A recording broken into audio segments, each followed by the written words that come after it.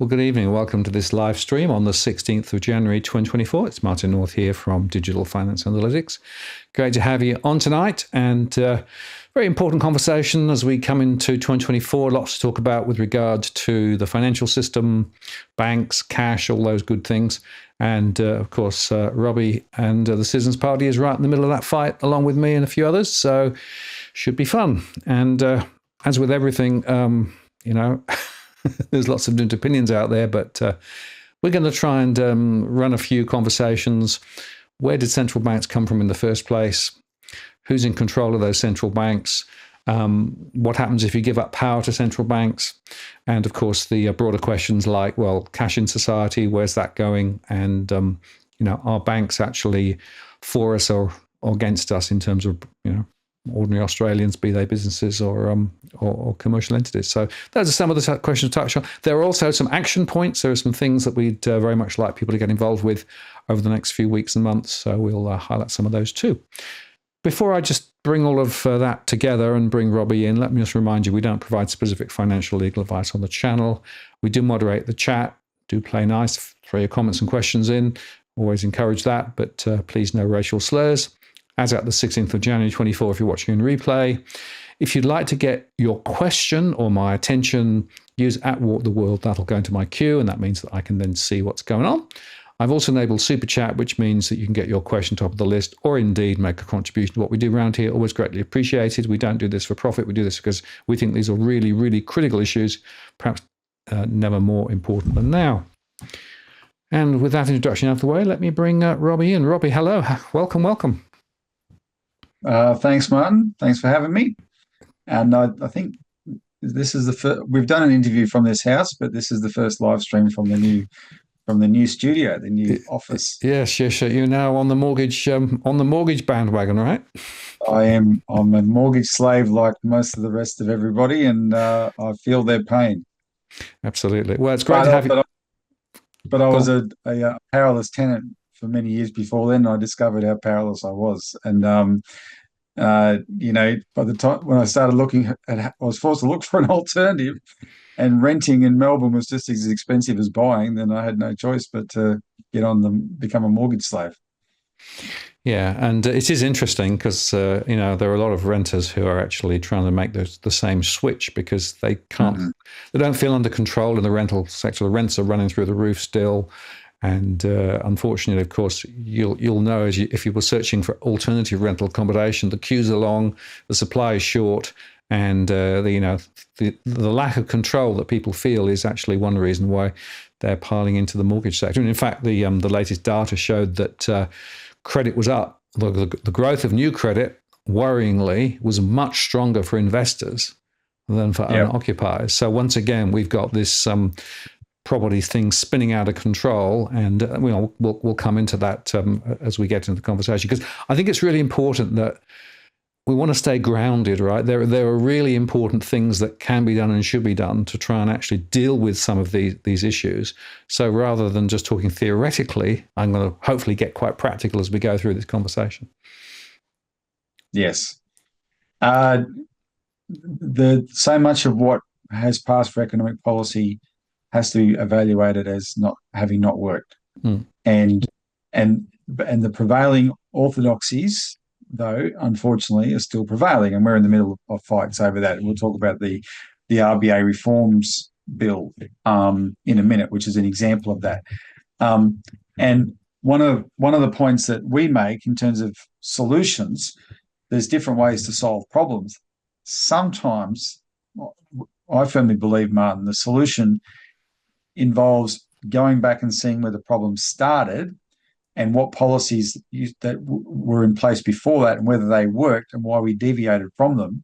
And if they did work and we deviated from them for no good reason, going back to what worked, right? And politicians don't tend to like to do that, but I think in some cases in the economy nowadays, it's crying out for it. Yeah, and it is worth just reflecting, central banks didn't emerge out of a vacuum, right?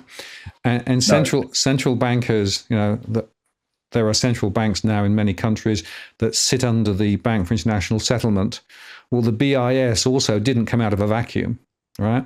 And there is actually a set of ideologies that underpinned the creation of central banks and central banking. And it's worth just briefly resting there for a minute to think about it, right? Because the system as we've got it today is a deliberately constructed system. It's not a happenstance. It didn't just sort of pop out of nowhere, right? There are a series of philosophical assumptions and doctrinal assumptions and, frankly, political assumptions that have led to where we've got to.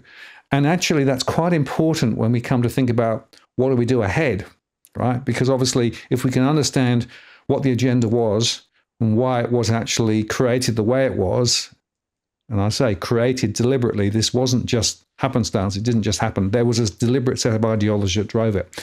So let's just dwell there for a minute, Robbie, because I think it's important people get the context for some of the things we're going to talk about down the track.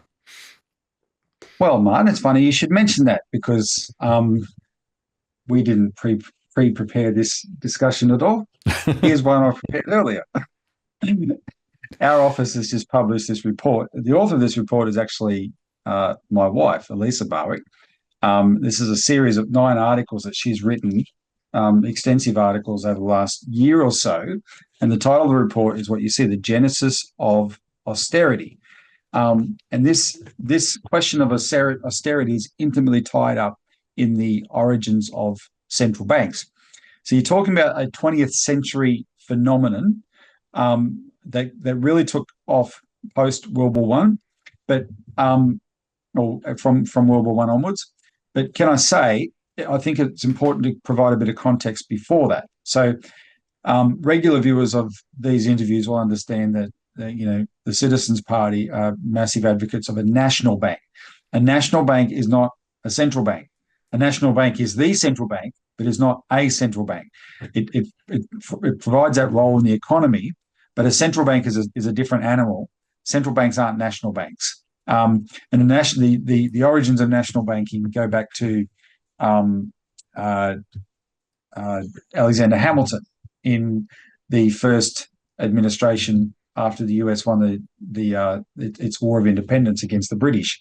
And Hamilton created the first Bank of the United States, and then it was followed by a second Bank of the United States.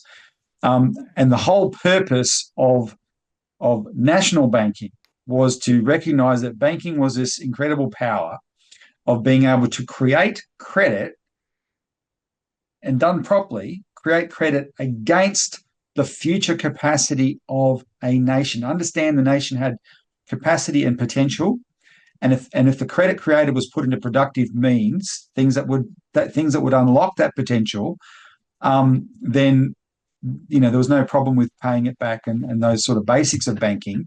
But it was about unlocking that potential, and a national bank was able to make those decisions in a way a private bank wouldn't, because a private bank is necessarily obligated to its shareholders and focuses on more short-term profit.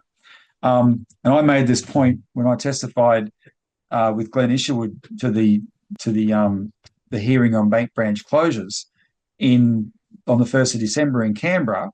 We were able to testify there, and I made the point that if we started a national bank now, and we advocate doing it through post offices, you could actually revive regional Australia, because the bank would be able to go out in those areas and make loans that private banks are cutting them off from at the moment. They will never do it because they don't want to take the risk. They don't want to take that responsibility. They just want to focus on mortgages in Sydney and Melbourne. But if the public bank did it, it would create economic wealth out there, and you will see a flood of private banks back to the regions to tap into that wealth, to capitalize on that wealth. They could, if they thought long-term enough, unlock that themselves, but they won't, and they never do. And this is what Alexander Hamilton understood. Look, if the government used its own bank, this is the potential. And so he created this bank. That led to this enormous tension in the US political system, because between the people who are pro-development and pro the bank, and people who are anti-development and anti the bank. You also had, in terms of the way the politics worked, you had this British influence on the anti-bank side, because they didn't like the idea of having a government bank. There already existed the central banks already existed. The Bank of England had started in 1694 in the United Kingdom, it's one of the world's oldest central banks. It already existed as a private central bank. So it had this controlling role in the economy, but it was entirely private under a special charter from the king of the time. And it was private up until Clement Attlee nationalised it in 1936. You had the world's biggest, most powerful central bank was this private central bank. Hamilton had done something different. But let's jump forward more than a century now to World War One, because this is what our report covers, and we'll provide a link in the comments. Look for comments from me, because we can put a link there to this report, and people can read it and get a bit of a sense of it. Essentially, this was the biggest, most destructive war in history to that point, World War One, and we know the history of it. That when it ended, you had all these countries that were in enormous debt. Now, of course, who were they in debt to? They were in debt to the people who always benefit from wars, which were the bankers. All wars are bankers' wars. But there were things that had to have been done inside those countries during the war that kind of broke with the orthodoxy. And I know I don't have a lot of detail on this, but I know you probably know a bit more of it than me, Martin, but even in the UK, you had this thing called the Bradbury Pound or something like that, where the British government had been forced to issue its own special currency for the war effort. In Australia, we had done extraordinary things with the Commonwealth Bank. The Commonwealth Bank had played an incredibly important role in funding the war effort in Australia, but everyone ended the war in massive debt. And so then there became this debate about how will that debt be paid back.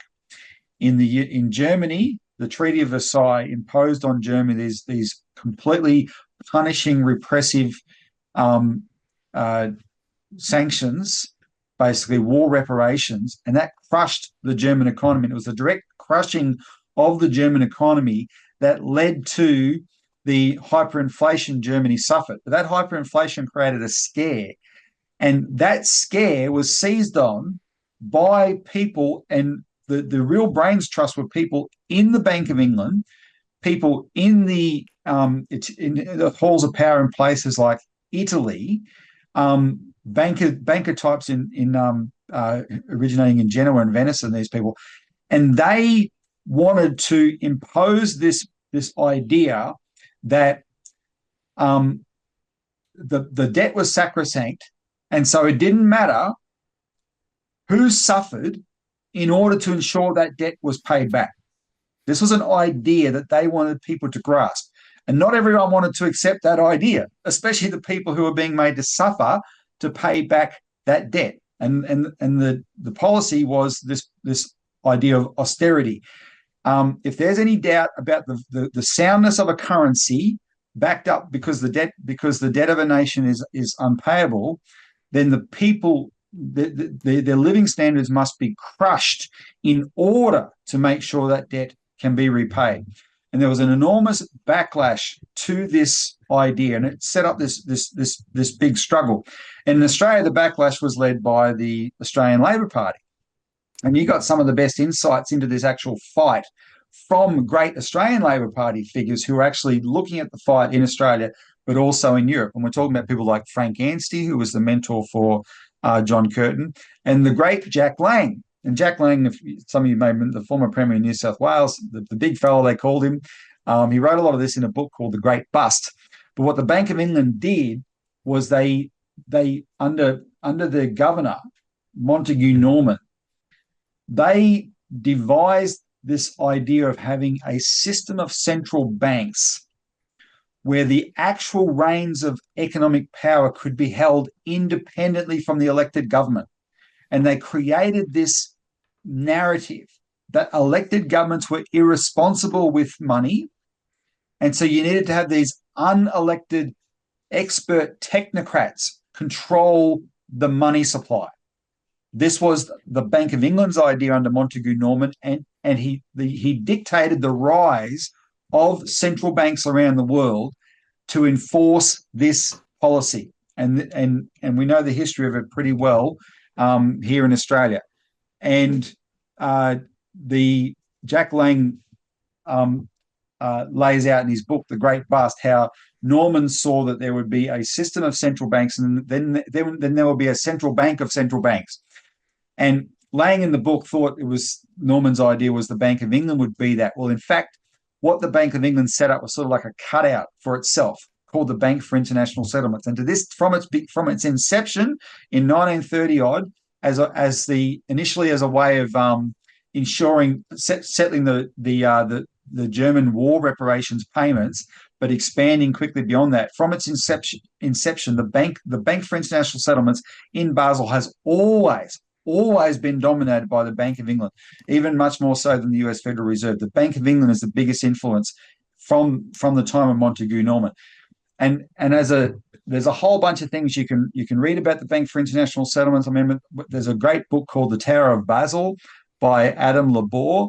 And if you read that, I remember the time I read it, the one thing that made me fall off my chair, because it seemed inconceivable to me, was that the Bank for International Settlements in Basel in Switzerland has the people who work there have the same diplomatic immunity as the diplomats at the UN in New York and Geneva.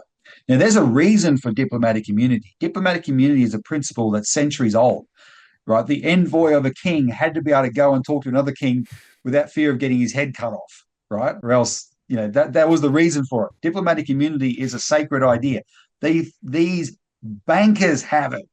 These bankers in Basel have it. Now, it just so happens, Martin, that this week is Davos week. You may have noticed, and there's lots you can talk about with Davos and the World Economic Forum, etc. And there's an enormous amount of attention on it actually nowadays because of the World Economic Forum, because of Klaus Schwab, etc. But I don't care what comes out of Davos, and we have always maintained and still do maintain and always will maintain that Davos is not the city in Switzerland that people should be paying the most attention to. It's Basel. That is where real power is wielded. But understand the principle that I alluded to earlier. It's wielded in this way that Montagu Norman envisaged, where it's outside of of political accountability. They succeeded in brainwashing generations of people to accept this idea that governments are irresponsible, to accept the narrative that governments are irresponsible. And so the real power must be held by the technocrats. And that's the system that we have today. I'll give you two quotes from the 1930s that sort of capture this. When Jack Lang was the Premier of New South Wales, he actually defaulted on New South Wales debt. He declared a debt moratorium on debts to the UK, and the governor, stepped in and dismissed him over it. But it set off a huge debate because Lang's argument was this: the Americans had forgiven the British their World War I debt. Why should the Australians suffer to pay our World War I debts to the UK? That was his argument. Now, at the time, a young Robert Menzies, and this is a paraphrase, but he said something like this. He was recorded in a public street debate saying something like this. He said, "I would sooner every man, woman, and child in this country die of starvation than for us to fail to honour our contractual debts to Great Britain." That's what Menzies said around 32, 33, something like probably 32 at the time. He had completely bought into this idea that the debt is sacred and all austerity was justified in order to pay that debt. That's one quote. That was early in the decade.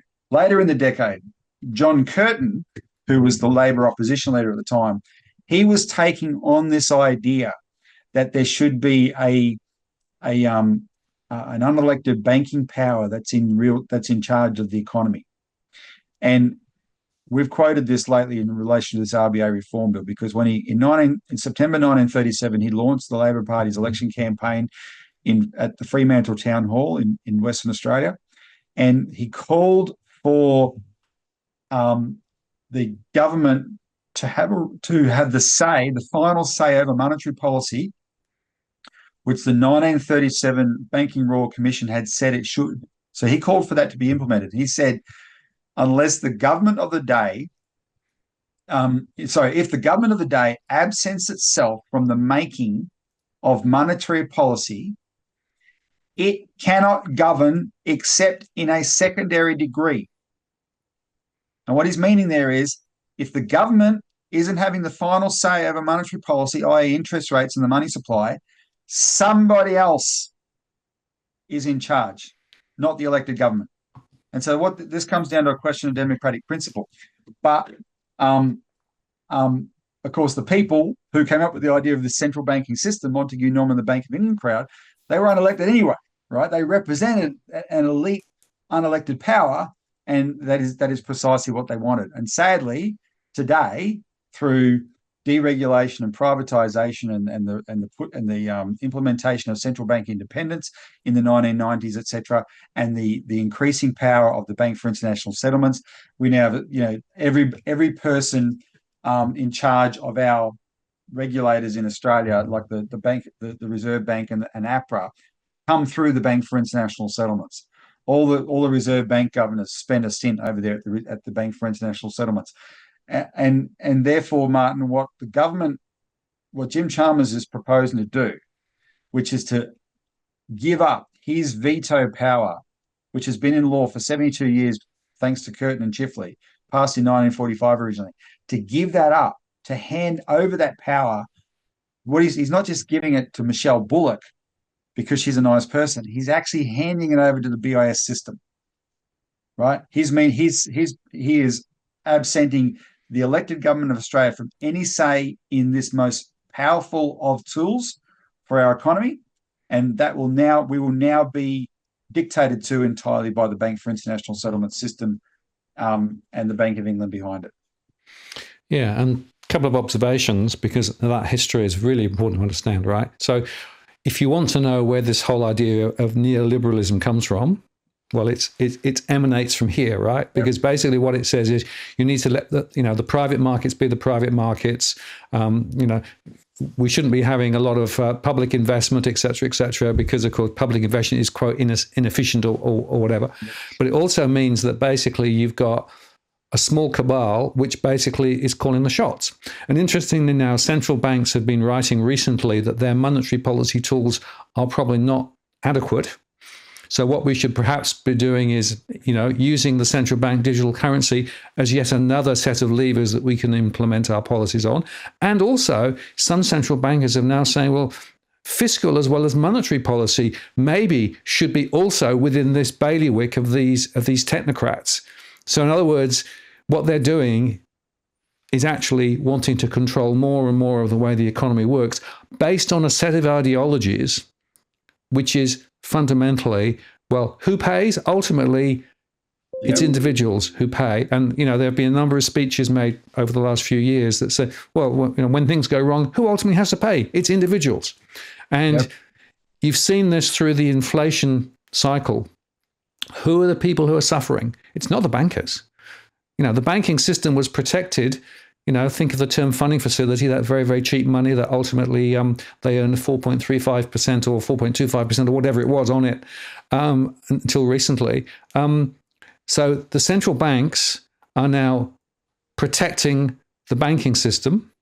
The central banks have an ideology that says we should actually let the central banks drive that agenda, and we should allow the financial stability to be all driving everything, right? And so we've lost this idea that actually banks and bankers are not an end in their own right, but they're there to facilitate and enable other things to happen. And that's where this has gone so terribly wrong, because what it means is that the agendas that we have is that we have more and more people paying more and more of their income for longer periods of time to support their mortgages because, the mortgages are bigger and the rates are higher.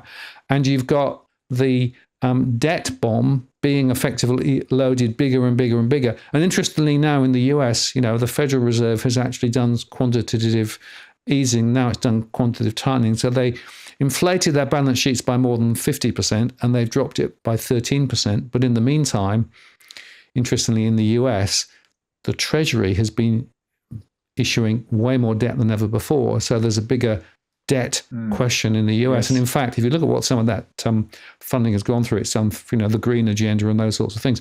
So the point to understand is that the way that the banking system currently is behaving at the moment is fundamentally driven by a set of ideologies where a small number of people get very rich and are calling the shots, and a large number of people are basically, receiving the crumbs off the table if they're lucky, but ultimately are in some sort of tyranny. Well, no, exactly, and even so, let's just talk about the Bank of England for a bit. From its earliest days, right? It was a private syndicate that bailed out the king at the time, King William, in exchange for this charter that gave them exclusive say over the British debt, and through that the say over the British financial system. Now, did the people running the Bank of England care about the poor people on the street? No, they were the rich elite. They were the aristocracy, and they instinctively know what's in the self-interest of their class, and that is what they served. And British society at that time, Charles Dickens wrote books about it, right? Was this completely elitist class society where if you weren't in those classes, and even now there's the snobbery is still enormous to this day. That's what the system served. And whenever there was any kind of attention put on trying to do something from the poor, the people who tried to do that were always up against this entrenched vested interest. Now, I don't have the quote with me, but William Gladstone, the prime minister in the 1870s, he set up the world's first post office bank precisely so poor people could save money, because banking wasn't a service for poor people in those days, and it was a public bank. It was the biggest branch banking system in the world, and then a decade later, the Japanese copied it and set up what is now Japan Post Bank, one of the biggest banks in the world. But Gladstone wrote in his memoirs, he said how difficult this fight was to set up this post office bank against the power of the City of London. He said, the quote goes something like this. He said, the hinge of the whole situation like this: the government was not to be a significant power of matters of finance, but was to leave the money power supreme and unquestioned. That's the way he put it, right? Supreme and unquestioned. We are the government, but this money power, they are above us, that they think of themselves as above us and untouchable. So what are we dealing with now in our situation? Because it's never changed. The Labor guys, the greats that I quote, O'Malley, Anstey, Curtin, Chifley, etc., like Jack Lang, these were not perfect individuals, but they lived and breathed a dedication to raising the standard of living of the common man. That's what they were in politics to do. That's what they were dedicated for. And they identified early on that what they were up against was this money power. And this central banking system was always dominated by this elite class that saw government as a nuisance, and they saw themselves as above that and should be untouched by it. Problem is, politics ebbs and flows, and by the end of World War, the combination of Roosevelt in America implementing the New Deal, the fight in Australia that was on at the same time, where they're actually taking on the entrenched power of Wall Street and the bankers in London, etc. The way World War II played out, and then immediately after World War II, there's a term they use, Martin, called it's called the political settlement, or you could say the consensus, or nowadays as a more technical term, the Overton window. At the end of World War II, though, there was an understanding that, hang on, no, the government had to be involved. The government could not absent itself, in the way Curtin put it, could not absent itself from responsibility for the economy, and it needed a bank. That was the actual consensus. That was the political settlement at the end of World War II, such that the Prime Minister of the UK, Clement Attlee, went and nationalised the Bank of England precisely so the British government could have that tool. Now, if you read the histories of that, as an aside, he nationalised the Bank of England, but the British government was never able to bring it under control because the entrenched elitist structures that have always controlled the Bank of England made sure that they stayed in charge. And in fact, in 1947, what we know as modern neoliberalism was born again in Switzerland. What is it about damn Switzerland? On the slopes of Mont Pelerin in Switzerland, a mountain, Mont Pelerin. They had a conference there, and the conference was attended by people like Milton Friedman in the United States and Friedrich von Hayek, the economist, the great godfather of neoliberalism, and Ludwig von Mises was there. In fact, Ludwig von Mises called people like Hayek and Milton Friedman, he denounced them as socialists at this conference because he thought they were too soft on the people, even though they were more on his side, pro-austerity, etc. But this conference was sponsored. The money put up for this conference came from the Bank of England. It put up some of the money for this conference. The Bank of England was sponsoring this just as the time, even in the year after it had been nationalised by the British government. And they did not have sway at the time, right? They were not part of the consensus. But what they dedicated themselves to doing was creating this, pushing this body of neoliberal ideas such that at a certain time they could take over with those ideas. And essentially that opportunity came at the end of the Bretton Woods system when, first Thatcher and Reagan and Bob Hawke and Paul Keating in Australia and Roger Douglas in New Zealand, and these guys, they felt empowered to, and again with the same backing from the same elite groups, with the very people involved in the original Mont Pelerin conference. You had Friedrich von Hayek and Milton Friedman touring Australia, giving seminars on this kind of stuff. You had the big mining companies in Australia actually sponsored secret meetings in the Labor Party. There's Paul Kelly, the Australian journalist, writes about this in his book, The End of Certainty, right? You can read it in there. He describes a conspiracy, an actual conspiracy, where a faction of the Liberal Party held secret meetings in the early 80s. They kept them secret from Malcolm Fraser because he knew they'd shut them down so they could plot how they would take over the Liberal Party with these ideas. And it led to a fight in the 80s between what they call the wets and the dries. And the ideas were neoliberalism, right? We're going to privatize everything. We're going to smash all the unions. We're going to unleash deregulate the whole financial system and the whole economy, etc. And nothing's going to hold us back. Now, I'm just to quickly get to the point of where we are right now, though. One of the products of that deregulation, and this is, don't take my word for it. Ask Martin North. You've had a longer history in this than me, Martin. But one of the products was this explosion in financial speculation. Yep. Now, that was not done by me. I was a kid. That was not done by Joe Average and Mrs. Average, right? That was not done by the people, all the mortgage slaves in Australia. They weren't the ones speculating. They were just trying to work, save money, buy a home, raise a family. They are not responsible. That was done by bankers. It was done by elite rich people. And they increasingly couldn't resist it.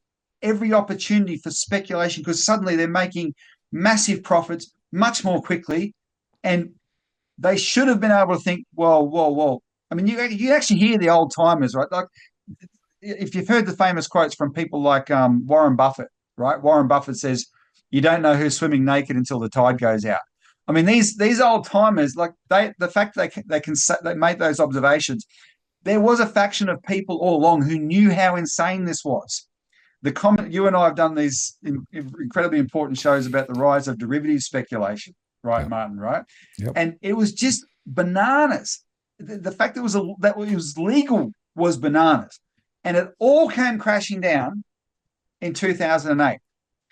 And what did the same governments do that are actually imposing austerity on us now when it came to the bankers and to these elite people? What did they do to them? Did they impose austerity on them?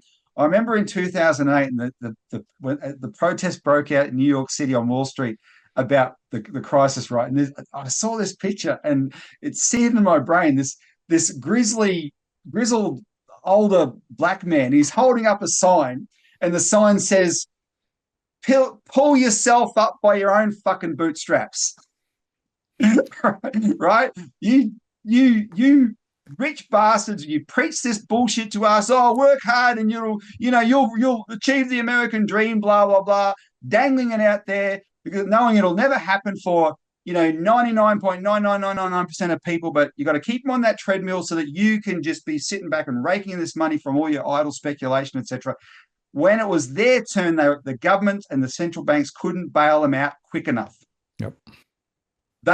And how did they do it? They did it by creating they started sowing the seeds of the inflation crisis that really blew up in an obvious way in the currency in the last couple of years, but it was already there in the speculation. We called it, asset price appreciation of housing. Hello, it was inflation. From the year 2000 onwards in Australia, we had an inflation crisis. It's just that we were all brainwashed to think, oh, I'm getting richer. No, it was inflation. It was asset price inflation.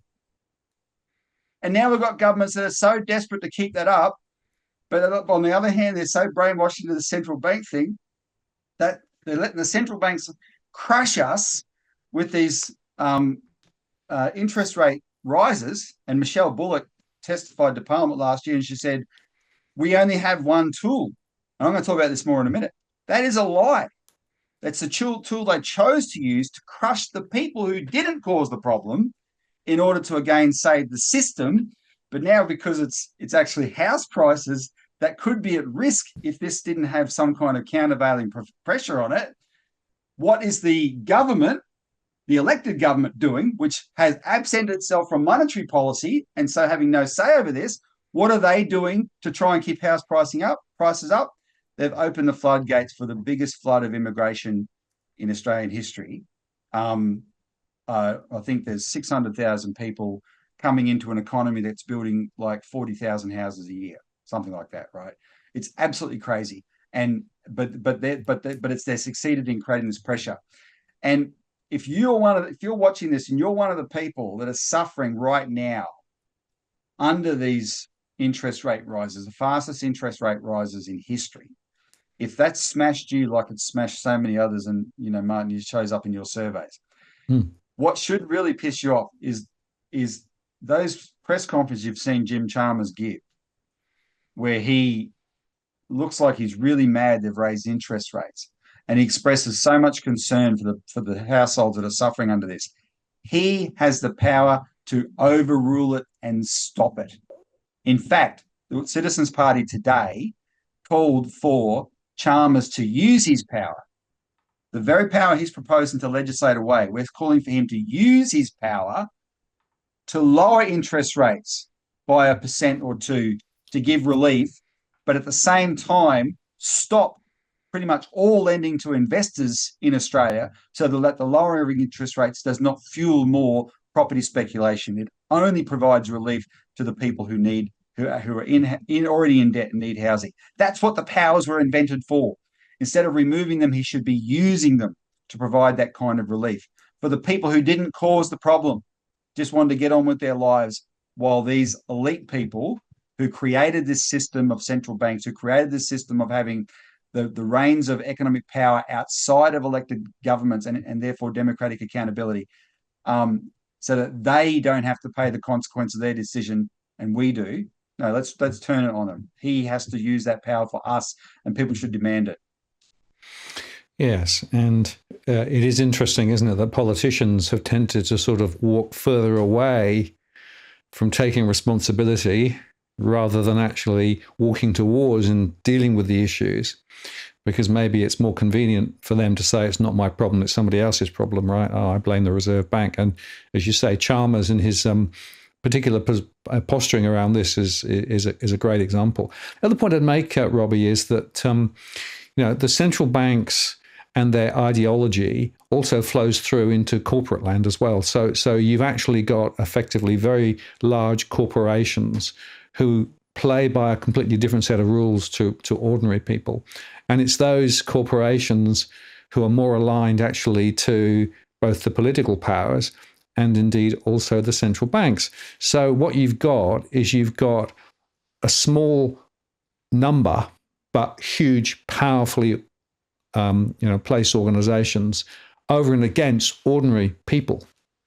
And that's why this whole thing is completely messed up, insofar that the bottom line is whatever levers they pull, who gets hit? Ordinary people get hit, right? And because there's no, they said there's no other. Well, there are other options and opportunities. There are things that could be done, but the ideological positioning of central banks and large corporations means they won't be done, and that's why we can't allow the powers that do exist currently just to be dissipated and handed across to the central bank, and politicians wash their hands even more and say nothing to do with us. No, exactly. And I just wanted to take up one of the questions asked by one of your listeners tonight. I think Lee Tran. He said, "Why should borrowers be looked after, but savers not be looked after?" Well, what we're calling for actually cuts both ways. We're saying right now the emergency is the fact that in order to deal with the inflation problem with only one tool, that Michelle Bullock lies. She only has one tool because it's not true. In order to deal with that inflation problem, they're crushing households now, and the crushing of households shows up in your figures. And the Treasurer has the power to overrule Michelle Bullock and say, no, you must lower I'm telling you, lower interest rates right now. He can do that right now. Equally, the Treasurer in the 2000s, so when interest rates started dropping to ridiculous levels, the Treasurer pulled, I forget what they got to under Costello, but I know under Wayne Swan and then Joe Hockey, when interest rates really started getting to 1%, 0.5%, all that kind of stuff, right? Yep. That Treasurer should have equally intervened, and long before it got to that, spot on, right? Yep. To say no, and he has the power to force the Reserve Bank to keep interest rates up, right? That's what the power is, not a one-sided thing. It's the power is important. It's so that the person who's thinking about what's good for the people, i.e. the government that we have some say over, actually has the final say in the way this is used, instead of washing their hands of it.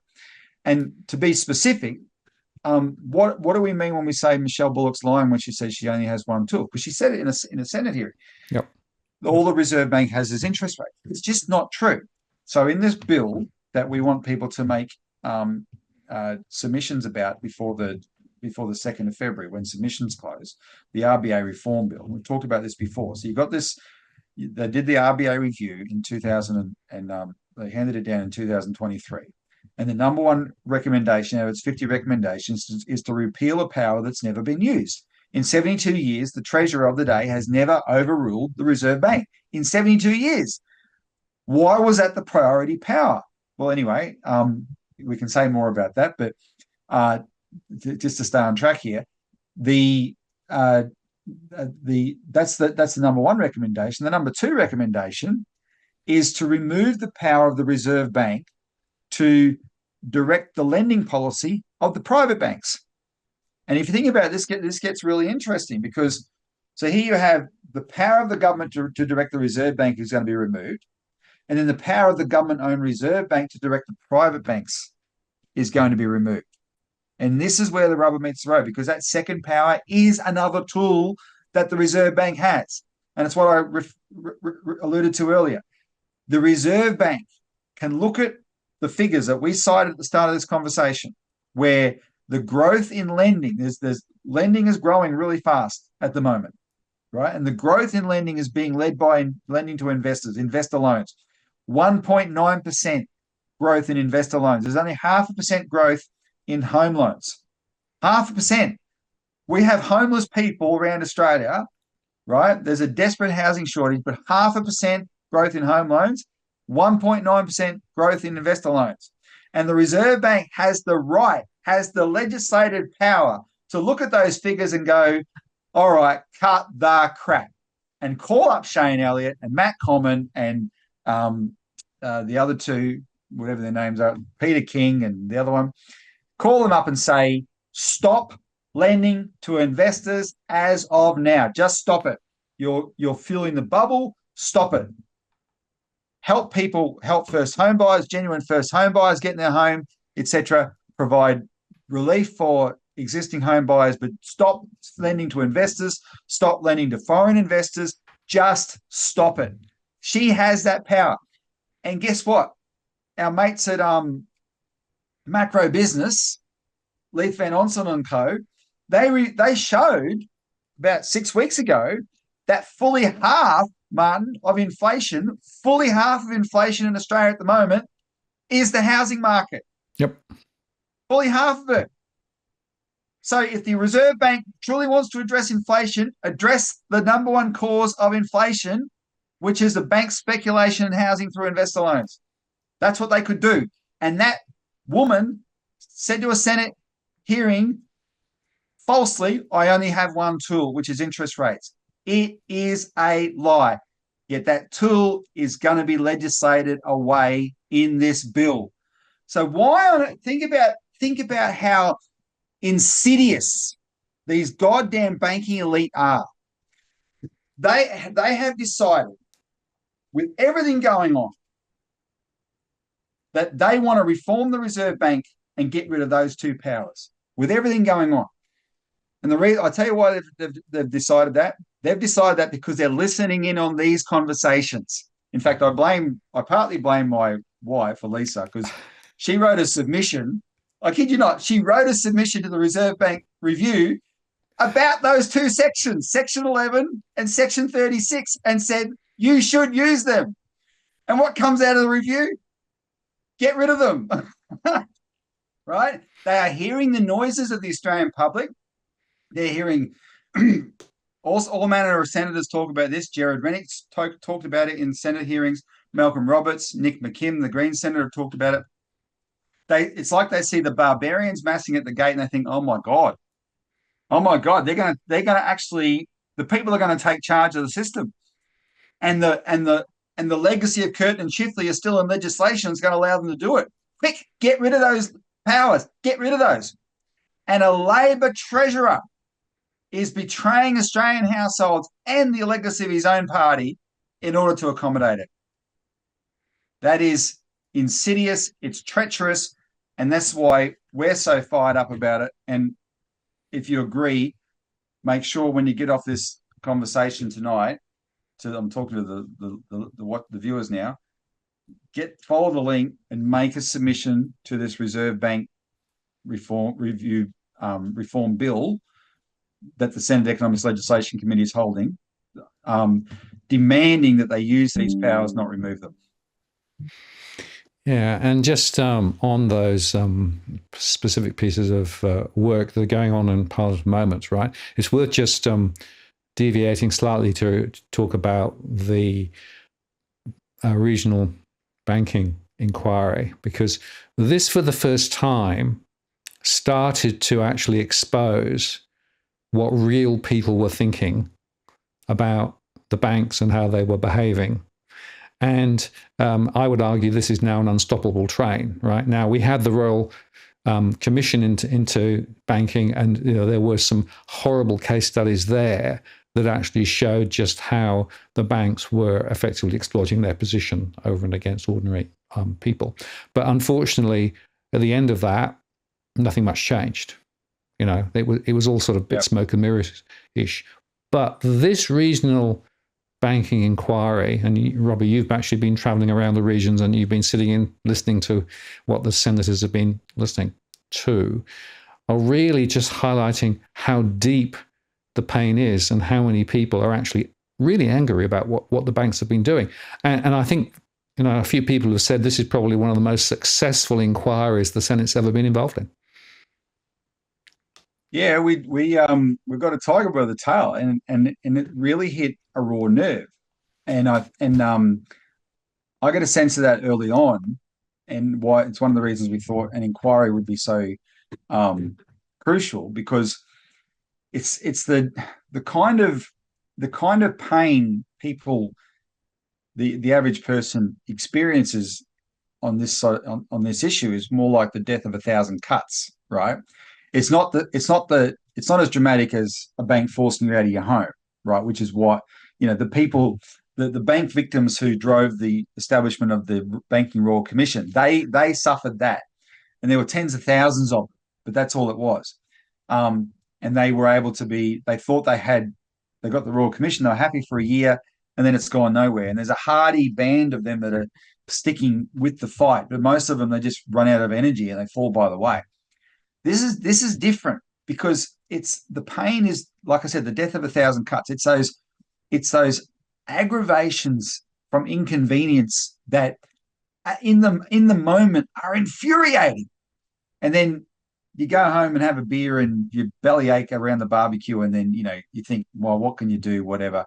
There's nothing you can do about it, and you grind your teeth. You might commit road rage on your way home because you've gone to a bank and it's closed, or you've been in a bank queue and you've given up for too long, or the bank wasn't there, right? Or the ATM's out of money, or the ATM's not there, and you miss an appointment, or you miss this opportunity, or whatever. Or you like the guy because it's flooded in Seymour again, just last week, but last year or the year before, when it flooded in Seymour, I've probably told the story on the show, the businessman who goes to ANZ took advantage of the flood in Seymour to shut the bank, because the bank got flooded, and so nothing was open for a day or so in Seymour. But then ANZ, callous bastards they are, thought, oh, here's a great opportunity, we just won't open again. So Seymour's an hour from Melbourne, and a businessman had to bank money. So he drives the hour to Melbourne, goes to Craigieburn, which is one of the the most northern suburbs here, closest to Seymour. And he goes in there and they say, oh no, we don't take cash. We are a bank. We don't take cash. And they said, oh, you got to go to the Broadmeadows branch. And so he goes to the Broadmeadows branch, and they say, oh, well, we do take cash, but not on Tuesdays. And this guy who's got much better things to do, and he should have been doing it in 5 minutes at his Seymour branch of the ANZ. Imagine he was a roaring volcano at that moment in the Broadmeadows branch of the ANZ, right? And that story is repeated millions of times around Australia, and that's what we tapped into by getting this up. That's what we tapped into, and the towns where the whole town has had to put up without having a bank, and been left in the lurch. And read, if you haven't read them, just Google Coober Pedy and look at some of the news coverage in the last year on what poor old Coober Pedy's had to go through, right? When the Senate committee took the hearings on the road and gave these towns the opportunity to testify, boy, did they testify, right? Did they turn up in droves? Did they tell their stories? And then the banks thought, they have a certain way of dealing with government. And so they started attending these hearings fairly confidently. And I can tell you, it didn't take long for the smile to be wiped off their bloody faces really fast. And suddenly they started getting quite intimidated, such that, remember last year, just a few months in to the inquiry, Westpac reversed its last 8 pending branch closures, just reversed them solely so it wouldn't have to go to an inquiry again. And in reversing, now think about what that means, though. The assumption was these branches were unviable. That's why they were closing them. But in order not for their executives to have to go to a hearing, suddenly they're viable again. They're not. They're always viable. These banks have been shutting viable branches. And so our friend of the show, Michael Sanderson, is one of these hardy band of bank victims that are still sticking with the fight. And they call themselves bank warriors and have these bow ties. If you want to see it, go to our show last week. We played the clip. They have these bow ties, and they go and buy 1 or 2 shares in each of the banks so they can go to the AGM, because they go to the AGM and they get up at that microphone in the Q&A period and they ask their question. They go to the end of the queue and they come up again and they ask another question, and they stay on these bankers' case and they go beyond just their own cases, and they're talking about other issues to do with banking. And Michael Sanderson contacted me and said, "Got any questions?" And you should see what he asked Westpac about Cuba Petey, which he called a mongrel act. He said, Cuba Petey, he said to Peter King and John McFarlane face, Cuba Petey, wasn't that a mongrel act, right? And you can see, Martin, in the body language of Peter King, and answer that question, he knows he didn't even try and reason with Michael in this question and answer period, because he knows that all the PR is against him. He basically played possum in that answer, not even tried to look like he was defending the policy, except just say some token stuff. He tried to not engage on it, whereas a year earlier he'd been very effusive in defending the bank. The bank that seems to be the most still infuriating me out of touch is ANZ, because you've got this in their AGM in December, when they were asked about branch closures. The two IC and CEO Shane Elliott both said, "We love branches. It's our customers that don't love branches." And those two bastards lied through their teeth, because less than a month earlier, a whistleblower had come out from ANZ, a guy who actually quit his job over this because he was under orders from his superiors that when people come into the bank, don't serve them, make them go to the ATM so it doesn't count as a visit. Because if it doesn't count as a visit, we can turn around and say no one's visiting our branches and use that as an excuse to shut them down. He blew the whistle on the policy. It's the absolute truth. I was at the High Point Shopping Centre here in Melbourne before Christmas, and I saw a massive queue outside the Commonwealth Bank, and I took a photo of that. And then I walked past I wasn't looking for these. I was doing shopping, and I just walked past these, and I noticed inside the ANZ Bank there was also a queue, but it wasn't at the teller. It was at the ATM. There was nobody standing at the teller. The whole queue was at the ATM, exactly as this whistleblower had said was the policy. And those two liars stood on that AGM stage, Shane Elliott and his two IC, "We love branches." And they're so arrogant and out of touch. But it's that precisely that arrogance that's fueling this revolt against them. And it's the kind of thing that we've tapped into that and getting people to understand, well, hang on, we need to demand change here. And the change has to come in the form of people having a power over the banking system. And the best way that can happen is to bring back a people's bank, bring back a government bank that these institutions are forced to compete with. And actually, Martin, on that score, if we can go to that first image, because this was last Friday in the Courier Mail. Professor Paul Williams from Griffith University.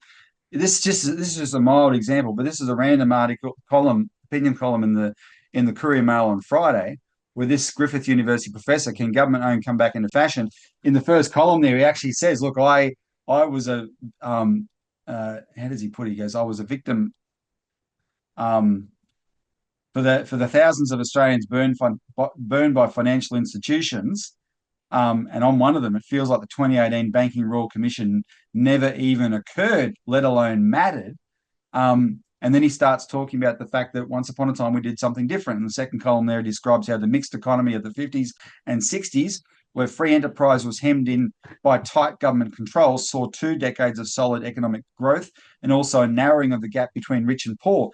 And despite my quoting Menzies before, there was Menzies who presided over that economy, because by the time Menzies came back the second time, there was this different consensus about how the economy should function, and it needed a government presence. And Menzies recognised that, and he knew he couldn't. He didn't try and change it. Today, Menzies, the Liberal Party would call Robert Menzies a socialist in terms of the economy that he presided over. But we got to answer Cookie Boy's question before: what do we do without a property market? We got to 35% manufacturing in those days under that. So this guy, Paul Williams, is calling for, in the last column there, he goes, but surely one government-owned banking, insurance and telecommunications business would keep the rest of a privately owned, price-setting oligopoly responsive to community needs. Who knows, after 40 years of market liberalism, maybe government-owned will become the new economic black. And this is a theme that people are starting to get now, and it's thanks to the bastard behaviour of the bank. If we get this, the bank's worst nightmare, it'll be their own fault this punishment on them, Martin, will be self-inflicted because of this lying, arrogant bastardry displayed by these guys like the ANZ CEO, etc. But yeah, this has all come out of the process that we're able to get up an inquiry, and it's just taken on a life of its own. And the point I want to underscore is that, because people often say to me, well, you keep describing the way the system is and it needs to change. Well, how do you get change? You get change by getting ordinary people, people watching this show and watching your show and elsewhere, to participate in the democratic process. And that's through making sure that you actually submit when there are inquiries, make sure that you actually attend when there are hearings. The power of the people is actually really, really strong. And the banks have now discovered that actually it's pretty terrifying when people really say what they think, and when the politicians suddenly realize that they can't just hide behind the bankers, because of course a lot of politicians automatically assume that you can't have a public bank and you've got to let the private sector reign supreme, which, by the way, is the Treasury position, unfortunately. But the truth is that this is beginning to change. But it takes, a lot of effort, a lot of time, and frankly, a lot of headbutting just to move this stuff forward. We've had some success over the years with, the cash question, and that's still continuing with the regional banking inquiry question, the questions that we're just highlighting now with regard to the role of the Reserve Bank versus the powers that the Treasurer has. And there are others too. But this is how democracy can actually drive towards a different direction. But it is the power of the people, and it means the people have got to step up. Yep. And I think the thing we've learned is you've got to stay focused on it. Yeah. Right. So, our views have come from a lot of practical experience, a lot of original research, such as what's gone into this report, etc. But if you stay focused on these things, you can actually get a breakthrough, and in a way that affirms the proof of principle, right? Oh, okay, so this can actually work. And banking is so important because unless the people do push back, but in a focused way, and don't back away from pushing back, right? The banks expect people to just roll over and take it. And if you take the loss of cash, or if you take the abuses that led to the Banking Royal Commission, etc., if you just accept, it's like the campaign that John Adams is leading at the moment about ASIC, right? There's a side of human nature in Australians that they're not surprised to hear that ASIC is a corrupt regulator presiding over a corrupt system. But then the attitude is, well, what can you do about it? And that's what we've got to change, because that corrupt network likes nothing more than that attitude from Australians, right? And then you think, well, hang on, we're actually a pretty holier than thou country on the world stage. We go and lecture other countries the way they behave.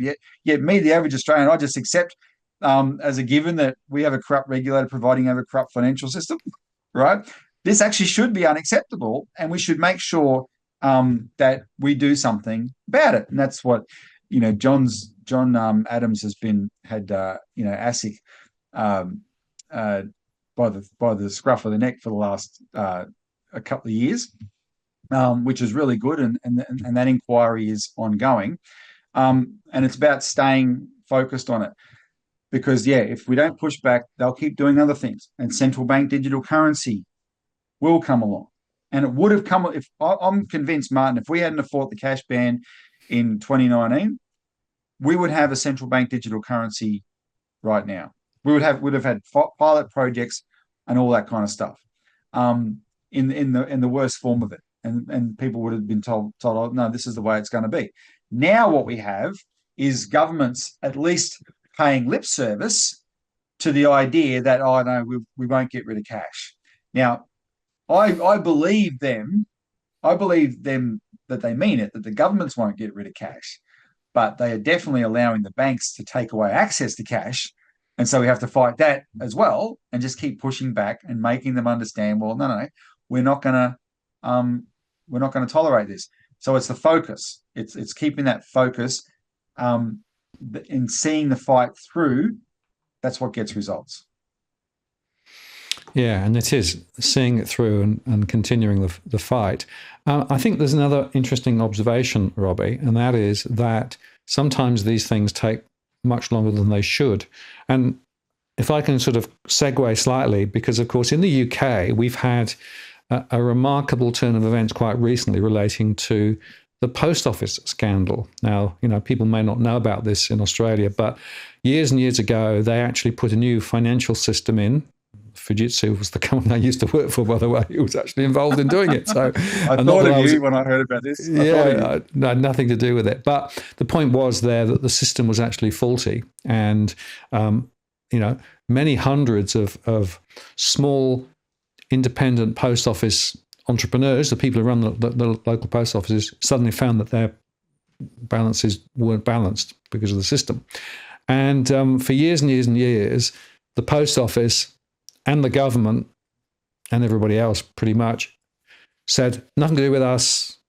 It's all to do with people in the post office, raiding the till. And some of them went to prison, and some of them actually committed suicide because it was the whole system, the political system and the post office, which, by the way, in the UK is owned by the government, but as a standalone entity.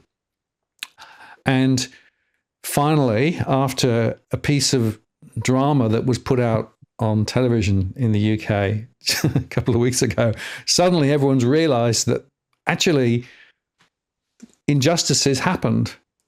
And now everyone's sort of gone to the other side of the boat and said, oh, the post office did wrong. And, the CEO of the post office in the UK has handed back her CBE. And, now the point I'm trying to make is that the coalition of power around large corporates and around politicians means it's quite hard to move the needle sometimes.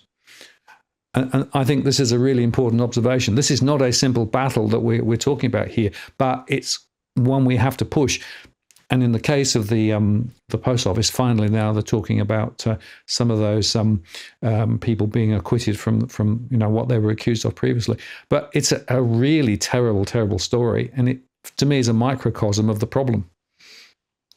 Yeah, and there's actually parallels to the way licensed post offices in Australia have been treated for years by Australia Post, and still are being treated, which is why we took up that case in the campaign to get an inquiry into Christine Holgate and get her reinstated. And we got the inquiry. Unfortunately, we didn't get her reinstated. And no, Drew Peacock, you can't get a gold watch. I keep seeing Drew Peacock asking for a gold watch. I'm not even sure they were gold, but they were Cartier watches, relatively cheap ones, in order to commemorate the work that led to the banks here, actually paying properly for the first time for being able to use post offices. And if you want to actually see how impressive these licensed post offices are, look at go find the footage of the 1st of December hearing in Canberra, because they testified at the bank closures inquiry just before Glenn Isherwood and I testified. And it was really impressive from Angela Cramp and Scott Etherington, the chairman, and that because they know how their post offices can serve the communities with banking, and they do it already, and they want to do it as a dedicated post office bank. So I'd heard about this UK scandal because the Christine Holgate campaign led to a greater understanding of post office issues, and it's just like it as you said, it shows you how corporate power is prepared to work. And the worst part of it is you still learn things about the arcane, anachronistic British system, Martin, because the post office had private prosecution powers. Yep. There is a system of private prosecutions, private criminal prosecutions in the UK, right? Private entities can bring prosecutions independent of the Department of Prosecutions. And that's what the post office did. And they were unwilling to admit that the system that they had forced the post office, the individual post office, to accept for accounting was flawed. They were unwilling to admit that. Now, at first, they assumed that they were right, and what this system had shown is a whole bunch of pilfering by the local post offices. That's what they assumed they'd found. But this went from 1999 until about 2015 or 2016. After a few years, they actually recognised the leaders of the post office, the management. They knew their system was flawed. Yet they doubled down to cover their ass, and they kept prosecuting these people, and they sent hundreds to jail. Hundreds of local post office, they call them sub postmasters. Hundreds went to jail. Hundreds of them. And the drama starring that short British actor who played Dick Cheney in the George Bush movie, the W movie, if you remember that. I forget his surname. Anyway, the drama on ITV was called Mr. Bates versus the Post Office. And it was a 4-part series, and they played it. And this has shocked the whole country. There's been people talking about the fact this could bring down the government, because between the government and the management of the post office, they not only did they ignore the problem that they knew about, they allowed these people to go to jail who were entirely innocent. So now that the scandal has erupted, the response is actually in the right direction. You got to admit that, right? So there's now there's a blanket clearance exoneration of the people who were convicted. They stand to get compensation. Minimum, if you went to jail, minimum of £600,000. More under special circumstances, etc. So that's the second round of that's what they were forced to raise it to. The first compensation offered was £75,000 to people who had had their whole lives ruined and sent to jail who were innocent. They wanted to get away with offering them £75,000. Now it's £600,000. So it's moving in the right direction. But Martin, I've got to play the second thing that we had that we planned here, because I found this on Twitter. And to me, it epitomizes.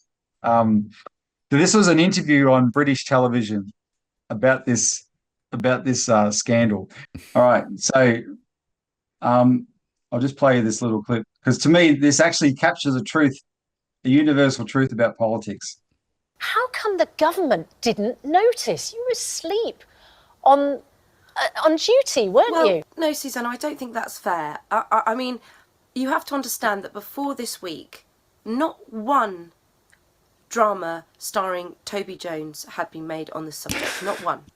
And that, to me, shows a lack of duty of care. You know, Toby Jones is a very fine actor, but what was he doing? I understand The Detectorists was very good, but who was that helping? And what I want to know is why it took so long for ITV to make this drama. There's been many miscarriages of justice. I was on Twitter this morning, and someone was tweeting about ex-commandos in Afghanistan and how they've been abandoned by the British government. And what I say to them is, the government can't do anything, can't do everything. And everything, can't do everything. But we can watch dramas, and we will watch dramas. If they're especially if they're starring Toby Jones. Oh, very good, very good. Oh dear! Now that's a comedian. She's spliced herself into an actual morning show interview, but there's a truth to that. Like the way these politicians think, if they don't have to do anything about it unless it's in the media. And in the case of this particular scandal, they got this. It's all erupted on the back of this impressive drama starring Toby Jones. That's actually, and I know there's a truth to that because it's helped with the bank closures inquiry. Because actually, this is something that media and local media do cover, and that's what's kept it's one of the big reasons the politicians have stayed engaged in it. So there you go. Robbie at the moment has disappeared, and he may well be able to reload himself. He may not. We'll see in a second. But we've come to pretty much the end of the show anyway.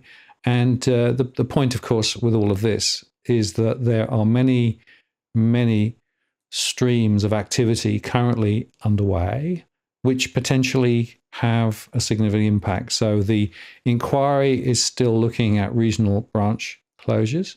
And in fact, there is still opportunity to make a submission. So go check that.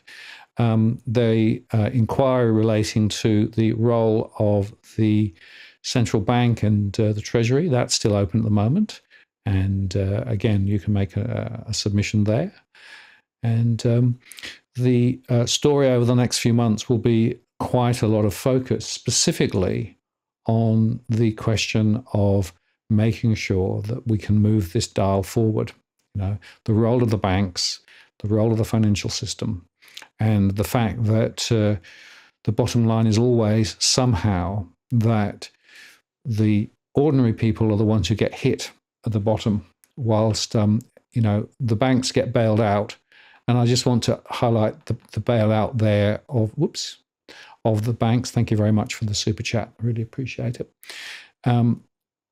So the banks got bailed out through the global financial crisis. The term funding facility was effectively money that was paid by the RBA to the banks ultimately. That money is now, of course, due to be repaid. And thank you, Jason, for the super chat too. Appreciate that. That money is being repaid now, and that means that the banks are now looking to increase the costs of funding, which means they're going to be less able to pass their interest rates down when rate cuts come, as they will later in the year. And the bottom line, of course, always is that the activity that we take as individuals and as communities, and as we try and actually fire the line of momentum towards the politicians, is around making sure that the banks are able to be brought back under control a little more. And the idea of having a bank that is ultimately not just for the private interests and the private returns of international investors, but also a bank that lends more to those who are actually building businesses and investing in infrastructure in Australia is a critical capability. And that's one of the reasons why I think the idea of a national bank is pretty critical. And, the infrastructure is already there through the post office system. Robbie's just popped back in. I'm not sure. Can you hear me? I can hear you now. Sorry about that. That's okay. That's okay. We had a little bit of a hiatus. You're on the phone now, obviously. Yeah, the power just completely failed. We're in a new house. Don't know how it works. Everything just went very dark. Oh, dear. And then it's taken the internet a while to boot back up again. So I thought I'd better get on my phone. Well, I appreciate that. And I was just rounding off the show, Robbie, to highlight the fact that there are still some of these inquiries open. Yes.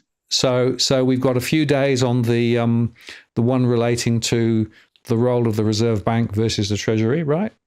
Well, the first one that people might be interested in is the digital ID legislation. And submissions to that close on the 19th. So that's at the end of this week. And I think it is anyone who has any burning concerns in this area should absolutely make a submission. So you just go on the I think it's also on the Economics Committee website. It's on the digital ID bill. And one of the points, there's lots of things that you can say about the proposal for a digital ID. I mean, there is a certain element of technology will increasingly move in this direction, but it's when governments choose to make these things mandatory, force them on people, which the government is saying that they're not going to do. Right, it'll be entirely voluntary, but we've heard that before, and what they do without passing a law that says you must have a digital ID, they will start making access to services dependent on a digital ID, right? And so that goes to the way governments operate. It is something that there should always be people who express the concern that, hang on, the civil liberties of these implications of these things, being considered. But it also goes to the fact that the government has a digital agenda, And it's the same as the banks, frankly, which is partly them also shirking their responsibilities.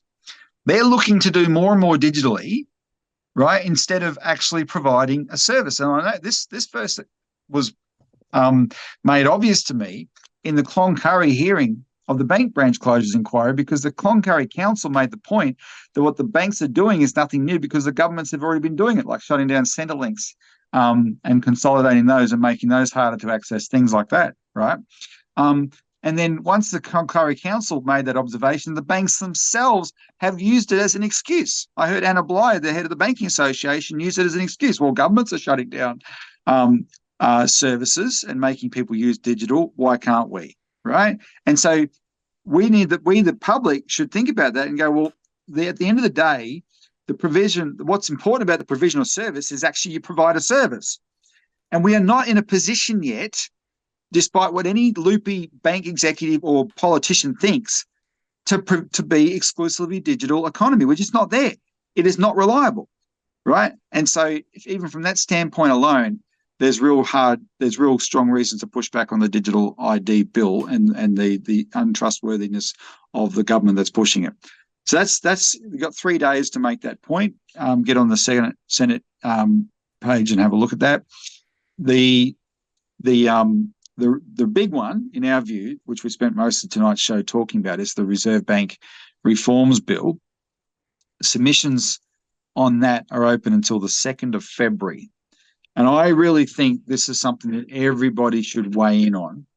And so I'll credit our party's national chairperson, Anne Lawler, with making the point that these powers should be used, not removed. And like I said, it's not as simple as saying, oh, the government should just make sure they drop interest rates. At the moment, I really think they should, to provide relief, but with use the other powers to make sure that doesn't fuel more investor speculation. They can actually stop lending to investors. But it's also a power the government should use in the other direction when necessary. Like, they should never have allowed interest rates to fall to the ridiculous levels they fell to, right? They should have always been kept around 4 to 5%, and there is other ways to address inflation questions in the economy. So anyway, it's about that. It's about democratic accountability and the central bank agenda we've talked about, and they're determined to get rid of all that. So whatever angle that you in a sense are most connected to, express it. Oppose in the strongest terms this bill. And I think we have a chance, Martin, to stop the bill going through, because just before Christmas, Jim Chalmers was complaining about the fact that he thought he had a deal with Angus Taylor, that this bill was supposed to be waved through. And instead, Angus Taylor supported it going to an inquiry. That's as a result already of the complaints coming from the public, which we've generated. Right, so let's flood this inquiry with objections to this bill, and by the 2nd of February. And the other thing that people can act on is on this broader question of bank branches, the cash issue. You and I spoke before Christmas about Michelle Bullock actually airing the idea there could be a surcharge put on cash transactions, just so she can put her thumb on the scale and tip it in favor of the banks over the consumer and over the small business people. Absolutely disgusting idea. But these broader, the system, the central bank, the private banks pushing back against our campaign, which is actually getting the politicians organised. That larger inquiry is going through to at least May. There'll be another round of hearings in South Australia and Western Australia in the coming months. But it's open for submissions again, a second round of submissions, and those submissions are open until the 29th of February. And so if you've got something to say on the cash issue, want to relate an example of something that's happened to you or a certain insight, etc., please make a submission. Encourage other people to make submissions to that inquiry, because this is one inquiry where I can assure you the politicians, the senators, are paying attention thanks to the success of the inquiry. Yeah, Robbie. Well, thank you very much, and thanks for coming back on with the the phone powered. It's held up very well. Glad we got to the end of the show, and to underscore again, the whole point about this show was to say two things. One is central banks are not necessarily aligned to your own interests, right? Central banks have their own agenda, firstly. But secondly, the power of the people, the ability to be able to actually make sure that our views are being, heard, are very powerful too. And so there is a really significant opportunity to shape some of the future by getting submissions in and making sure that our politicians hear that we're not just prepared to roll over and be steamrolled by a central bank digital currency or central banks taking even greater control, the unelected, the undemocratic, right? There is an alternative, and that alternative is real and valid and viable. And that's what we want to try and steer the future towards, because it's really important we do that, because if we don't do that, then people are going to get more and more under the thumb of those international technocrats who really have no interest in individuals and their futures. It's all about their own plans and their own agendas, which aren't necessarily well aligned. No, exactly, Martin. So anyway, sorry about the technical difficulties, people. We could talk for a lot longer if we had better infrastructure, but hey, this is the real world. And unlike doing a transaction where I can just pull out a wad of cash, hey, can I say, I got to relate this. There's been 2 times in the last few weeks where because I've had cash, was able to do the quicker, more convenient transaction than the poor mug in front of me who was trying to use his phone on the system to wave his phone around. One, because the local fuel station system went down, and they said, "Oh, you got to wait for 10 minutes before it comes back." And I said, "I'm in a hurry. I got cash. Can I just give you the cash?" He goes, "Oh, yeah, I suppose." And this poor old tradie had to stand at the side because all he had was a phone. And then at another store, they were just having he was finding it difficult to make his phone work, and he was trying. And I was buying a $5 item, and I had a $5 note, and bang bang, and I was the quick and convenient one. So anyway, look, this technical difficulties illustrates the reality that this stuff is not 100% reliable. So just from a practical standpoint, let's not get rid of the tried and true method of transacting in cash and force these damn idiot politicians to see that. Yeah, hold some cash in case you need it. And actually, sometimes you get better prices if you're paying cash. You do. I'm getting discounts left, right, and centre. Yeah. So there you go.